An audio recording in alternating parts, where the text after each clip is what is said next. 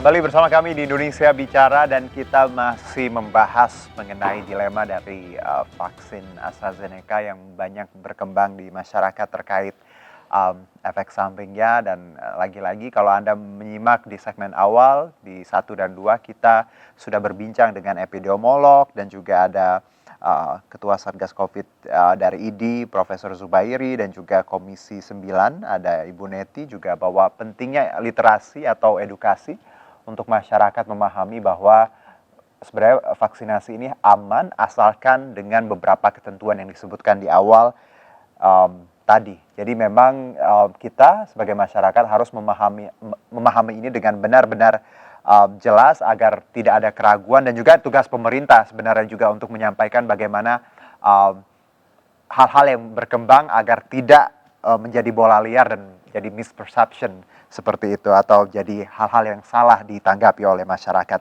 Nah, di segmen ini saya akan berbincang dengan ini bagus sekali untuk kita juga memahami bagaimana harus melihat efek dari vaksinasi AstraZeneca ini. Ada Profesor Sri Rezeki Hadinegoro, Ketua ITAGI atau Advisory Group on Imunisasi ya, Immunization. Ada Prof Sri sudah bergabung? Selamat malam, Prof. Selamat malam. Apa kabar, Prof? Alhamdulillah baik. Alhamdulillah, salam sehat ya, Prof ya. Ya, amin. Oke.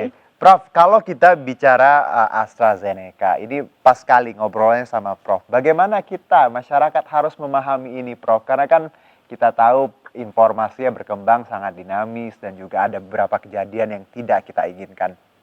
Gimana, Prof? Ya, seperti kita ketahui ya, kita setelah memakai vaksin Sinovac, kita punya vaksin lain dengan platform yang berbeda. Jadi kalau Sinovac itu inactivated, vaksinnya berasal dari virus yang dimatikan. Sekarang kita punya juga AstraZeneca, di mana platformnya adalah viral vector yang non-replicating. Jadi memang cara bekerjanya berbeda. Tapi kalau kita lihat selama ini yang ada di Indonesia yang sudah dipakai di beberapa kota, ini sih sebetulnya masih mempunyai efek sampingnya, terutama tidak terlalu heboh gitu ya seperti di luar negeri. Jadi ini mungkin yang harus kita tahu di luar banyak berita-berita bahwa bisa menimbulkan penggumpalan darah, trombositopenia, tetapi di Indonesia kita belum menemukan. Nah, itu yang perlu kita garis bawahi. Baik, lalu kalau terkait vaksin sendiri, tadi Prof menyebutkan bahwa berbeda-beda Sinovac dengan inactivated dan juga Astra dengan tadi vektor yang Anda sebutkan tadi, Prof. Dengan cara pembuatan dan bahan dasar yang berbeda ini, berarti dengan kata lain kita sebagai orang awam harus memahami bahwa memang tiap vaksin ini ada efek samping yang berbeda-beda juga, Prof. Seperti itu? Ya, betul. Tetapi pada umumnya selalu dibagi dua. Jadi efek yang di tempat suntikan dan efek yang namanya sistemik, apakah demam, apakah sakit kepala, dan sebagainya. Tetapi pada prinsipnya selalu dua efek samping itu yang kita lihat. Dan kita lihat gradasinya. Ada yang grade 1, grade 2, grade 3. Misalnya demam ada 37,5, demam 38, demam di atas 39 itu berbeda-beda. Tetapi pada prinsipnya kategorinya hampir sama. Okay. Dan platform tadi memang betul menimbulkan efek samping yang berbeda. Karena memang isinya juga berbeda di samping virusnya itu sendiri. Baik.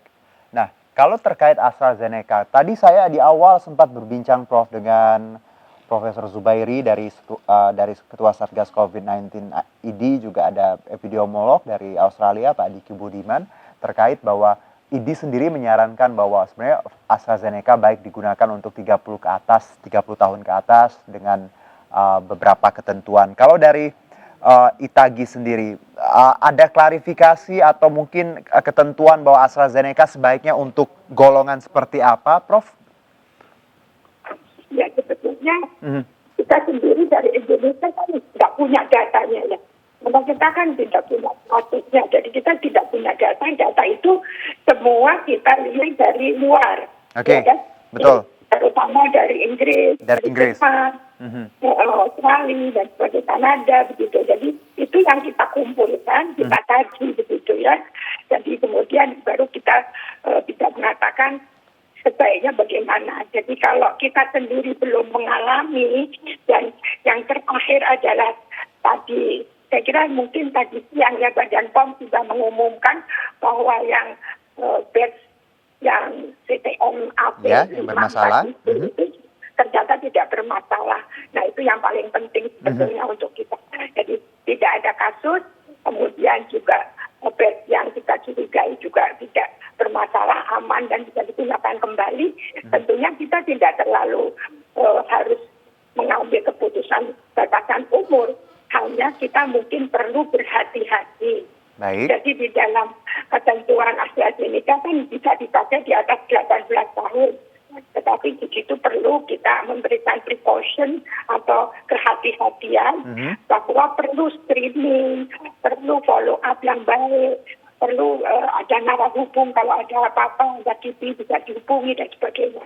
Tetapi pembatasan umur kemarin kita sepakat dengan Kementerian Kesehatan, Badan POM dan juga Komnas KIPI, kita tidak membatasi 30 tahun. Jadi kita memakai indikasi yang awal, yaitu 18 tahun ke atas.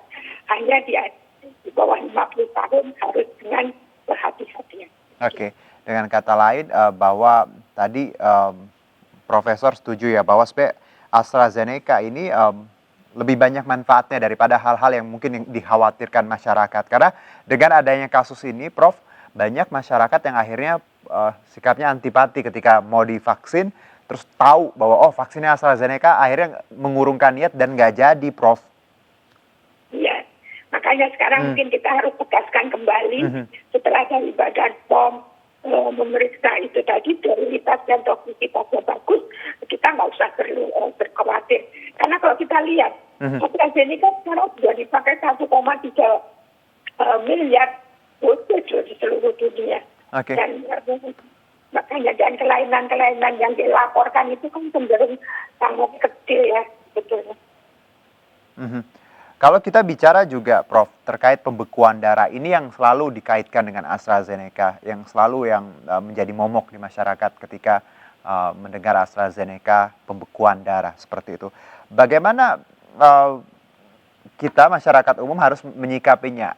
Apa yang harus kita lihat, Prof, ketika proses screening sebelum vaksinasi? Kita kan ditanya juga nih, harus jujur. Hal-hal apa yang harus kita berikan informasinya, dan ya juga kalau kita punya riwayat penyakit, apa yang harus kita hindari atau seperti apa, Prof? Iya, sebetulnya kalau di sini dikatakan pembekuan darah ini berhubungan dengan yang namanya trombositopeni atau jumlah dari trombosit yang rendah di bawah normal.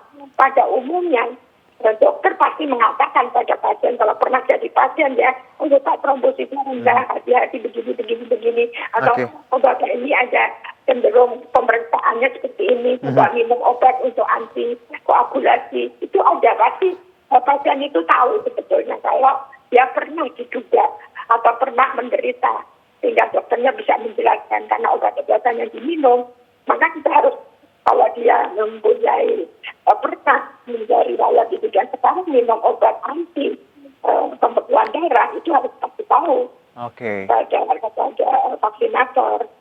Jadi memang proses screening ketika kita konsul gitu, ditanya jujur, ini harus sangat jujur ya, Prof ya, karena ini kaitannya dengan kesehatan kita juga. Kalau kita bohong ya tadi bisa jadi masalah seperti itu. Prof, kita jeda dulu, Prof. Nanti saya sambung di segmen selanjutnya. Kita akan jeda dulu, pemirsa tetap bersama kami di Indonesia Bicara.